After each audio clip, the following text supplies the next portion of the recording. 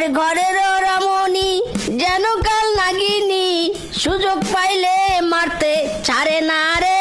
আমি পারি না আর পারি না, আমি কেন মরি না, আজরাইল কি চিনে না আমারে রে। আমি পারি না আর পারি না।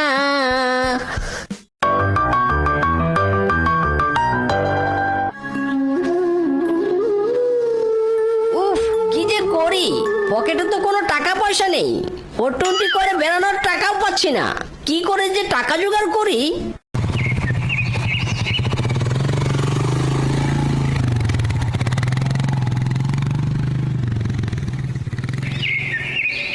টাকা জোগাড় করার একটা আইডিয়া পেয়ে গেছি।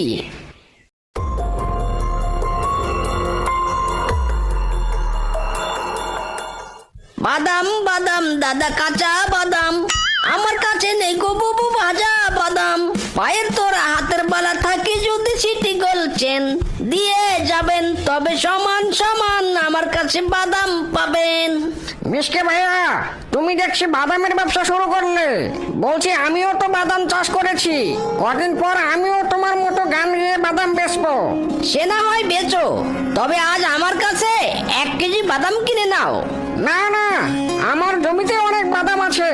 বাদু দাদা তো বাদাম নিলই না, তবে মিচকে দাদা তুমি আমায় 1 কেজি বাদাম দাও দেখি। এরপর মিচকে ডাইনাকে বাদাম দেয়। এভাবেই মিচকে সব বাদাম বিক্রি করে। একই গাছে তো বাদাম নেই, সব শিকড়গুলো ঝকঝকে ফকফকে। তবে কি বাদামগুলো মাটিতে আটকে গেছে? হ্যাঁ, এসব কি? ওয়াক, থু, কি গন্ধ রে বাবা! এসব নিশ্চয়ই কারো পটি হবে। কিন্তু কে এত চালাক যে বাদাম চুরি করে বাদামের জায়গায় পটি করে রেখে গেছে? এ আবার মিসকের কাজ নয় তো? মা, তুমি তো আবারও বোকা হয়েছো।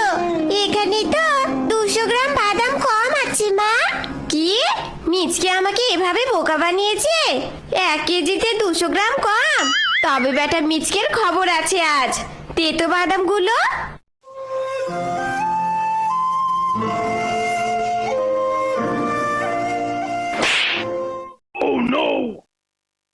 মিচকে, তুই এটা কি করেছিস? হ্যাঁ, কি আবার করেছি, বাদাম বেচে আঙ্গুর খাচ্ছি। কিন্তু সেই বাদাম তুমি কোথা থেকে চুরি করেছো? বাদাম আবার চুরি করতে যাব কেন?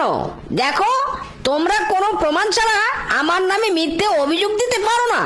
এখন যাও তো, আমাকে শান্তিতে আঙ্গুর খেতে দাও।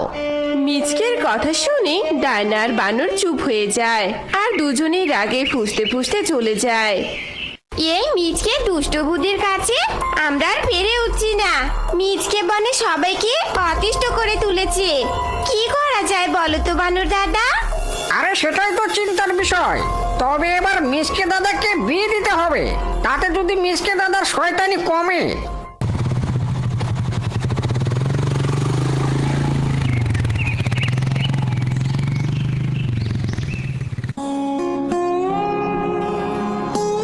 কি ব্যাপার মিসকে ভাইয়া, হা করে তাকিয়ে আছো যে? দিল মে লাড্ডু ফুটা হু, হা হা হা হা হা। বলছি মাসিমা, আপনার মেয়েকে আমার বন্ধুর খুব পছন্দ হয়েছে। বলছি এবার তবে বিয়ের দিন তারিখটা ঠিক করি। হ্যাঁ হ্যাঁ বাবাজি, এ তো খুব ভালো কথা। আমিও আর দেরি করতে চাই না। এরপর মিচকে শিয়ালের সাথে শেফা শিয়ালিনীর বিয়ের দিন তারিখ ঠিক করা হয়।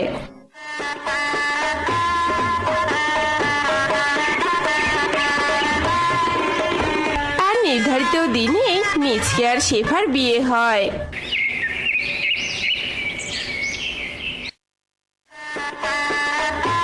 আহ, কি দারুণ! এ তো দেখছি আকাশের চাঁদ আমার ঘরে নেমে এসেছে গো। হয়েছে হয়েছে, এত আদি খেতে বাদ দিয়ে আমার মাথাটা টিপে দাও তো। মাথাটা যে বড্ড ধরেছে, সারাদিন যে দখল গেছে না। সে কি শোনাবো, বিয়ের প্রথম রাতে তুমি আমাকে দিয়ে মাথা টেপাবে? তো কি হয়েছে, তোমার কপাল ভালো যে পা টিপতে বলিনি। এখন চাতক পাখির মতো আ করে তাকিয়ে না থেকে আমার মাথাটা টিপে দাও বলছি।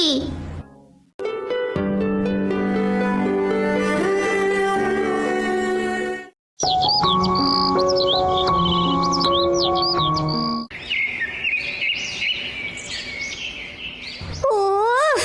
আজ যে ঘুম হলো না।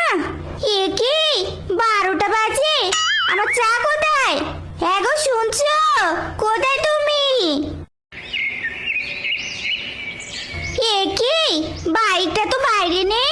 তবে শ্বশুরের বেটা গেল কোথায়? আমাকে নাস্তা বানিয়ে না দিয়ে বাইরে যাওয়া, তাই না? আজ ফিরুক আগে নবাবের পুত্তুর।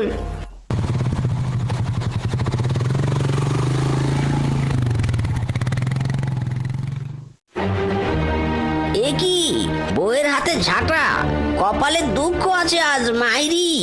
আমার সোনা বউ গো, আমার লক্ষ্মী বউ গো, তোমার হাতে ঝাঁটা কেন গো? তোকে ঝাঁটা পিটা করবো, তাই হাতে ঝাঁটা গো। এই শ্বশুরের বেটা, এই তুই সারাদিন কোথায় ছিলি? হ্যাঁ, আমি যে সারাদিন না খেয়ে আছি, তার কি হবে? ওরে আমার লক্ষ্মী বউ গো, তুমি আমার জন্য না খেয়ে বসে আছো? সরি গো বউ, সরি। যাও তুমি এবার খাবার বারো, একসাথে খাবার খাবো। খাবার রান্না হলে তবে না খাবার বাড়বো। মানে তুমি রান্না করোনি? তবে এখন আমরা কি খাবো? কি আবার খাবো? তুমি এখন খিচুড়ি আর মুরগির মাংস বোনা করবে, তাই খাবো, বুঝেছো? বলছো কি তুমি? এত রাতে আমি রান্না করব? তবে কি তোর বাপ রান্না করবে? এক্ষুনি রান্নাঘরে যা আর রান্না কর বলছি, নয়তো তোকে আমি বটি দিয়ে কেটে পিস পিস করে খেয়ে নিব।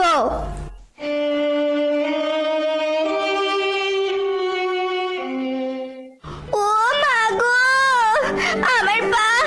আমার পা দুটো বুঝি খুলেই গেল গো। বলছি আমার পা দুটো একটু টিপে দাও না গো। তুমি কি বলছো গো? মাঝরাতে আমি না ঘুমিয়ে তোমার পা টিপিয়ে দেবো নাকি?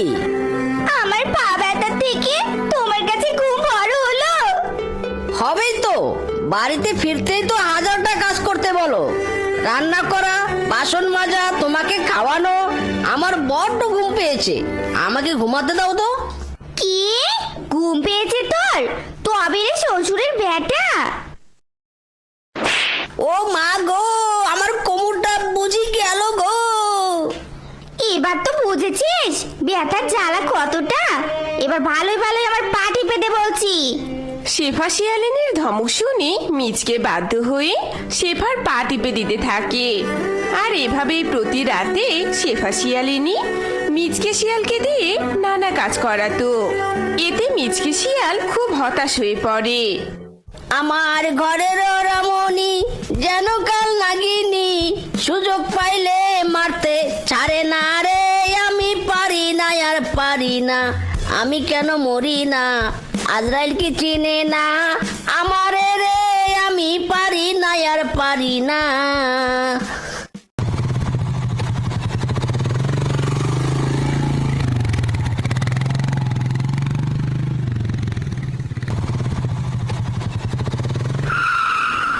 আরে মিসকে ভাইয়া, কি হয়েছে? কদিন আগে বিয়ে করতে না করতেই এখনই এসব গান মুখে কেন? কি আর করব ভাইয়া, বউ যে আমার জীবন অতিষ্ঠ করে তুলেছে। কি হয়েছে বল তো খুলে, নয়তো কি করে বুঝবো সবটা। সারাদিন বাইরে থেকে যখনই বাড়িতে ফিরি তখনই বউ কাজে বাঘ মামা নিশ্চয় একটা বিয়ে করতে পারবে।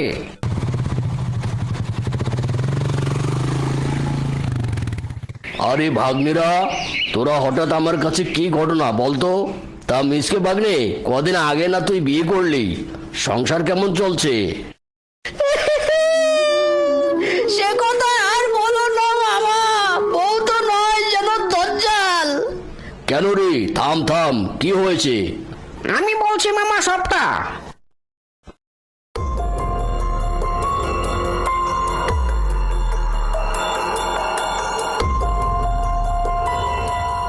আহারে বেচারা, বিয়ের পর তোর এই দশা।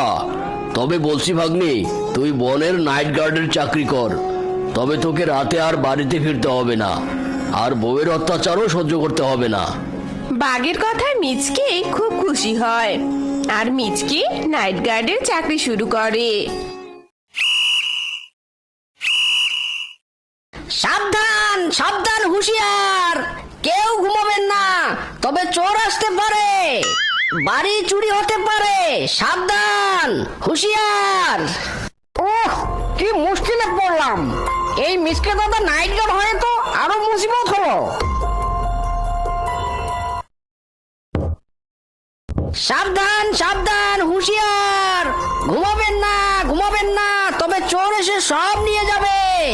এই মিচকে দাদা, এই, কি শুরু করেছো? হ্যাঁ, নাইট গার্ড হয়ে বন পাহারা না দিয়ে সবার ঘুম নষ্ট করার দায়িত্ব নিয়েছে নাকি? হ্যাঁ, যাও তো যাও, দূর হও এখান থেকে।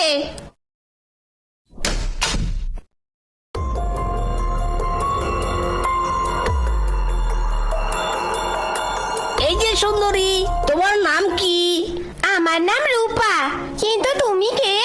আমি হলাম মিসকে, এই বনের নাইট গার্ড। তবে চাঁদের আলোয় তোমায় হেব্বি সুন্দর লাগছে মাইরি। তুমিও কিন্তু কম সুন্দর নাও, নাইট গার্ড না হয়ে সিনেমার হিরো হতে পারতে। এই যা, কি যে বলো না। আজ তবে আসি।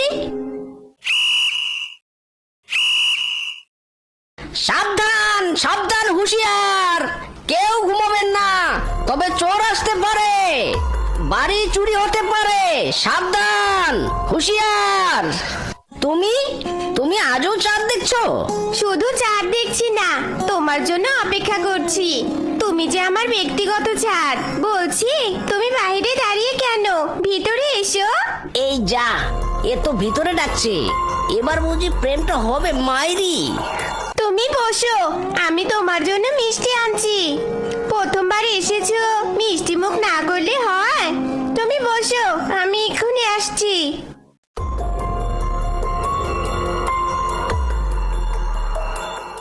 আমি পাথরে ফুল ফোটাবো শুধু ভালোবাসা দিয়ে, লা লা লা লা লা লা লা লা লা লা লা লা লা লা লা লা লা। যাক, অবশেষে মিশন সাকসেস। তবে খালি হাতে ফিরলে তো হবে না, বেটা নাইট গার্ডের জন্য মিষ্টিও নিয়ে যেতে হবে। আরে সুন্দরী, মিষ্টি কি বানিয়ে আনলে নাকি? এত সময় লাগলো যে? তোমাকে মিষ্টি খাওয়াবো, নিজে হাতে না বানালে কি আর হয়? নাও গো নাও, মিষ্টি খাও।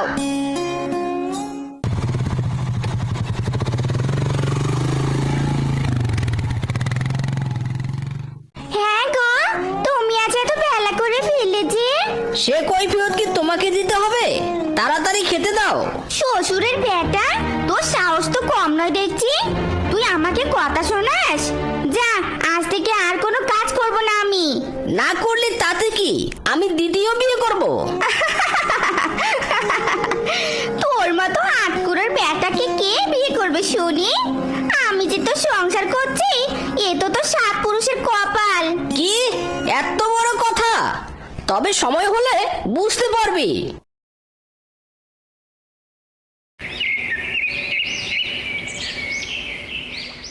তুমি এসেছো?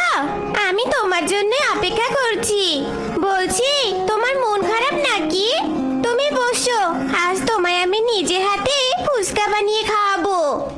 হায় হায় রে, কি সর্বনাশ হলো আমার। আমার যে সব সোনা গয়না চুরি হয়ে গেল। হায় হায় রে। কেঁদো না ডায়না, শান্ত হও। মিচকি ভাগ্নে, তোর মতো নাইট গার্ড থাকতে বনে চুরি হয় কি করে? আমিও বুঝতে পারছি না মামা। আমি তো খুব কড়া নজরদারি করছি, তবে আজ থেকে আরো বেশি করে পাহারা দেব। মন খারাপ করে বসে আছো কেন? যা হবার তা তো হয়েই গেছে। না রূপা, এটা মানতে পারছি না। আজ তবে উঠি, এখানে থাকলে চলবে না। এই বসো তো, এক্ষুনি এলে আবার এক্ষুনি চলে যাবে? তোমার জন্য পায়েস বসিয়েছি, পায়েস খেয়ে তবেই যাবে। বসো বসো, আমি তোমার জন্য পায়েস আনছি।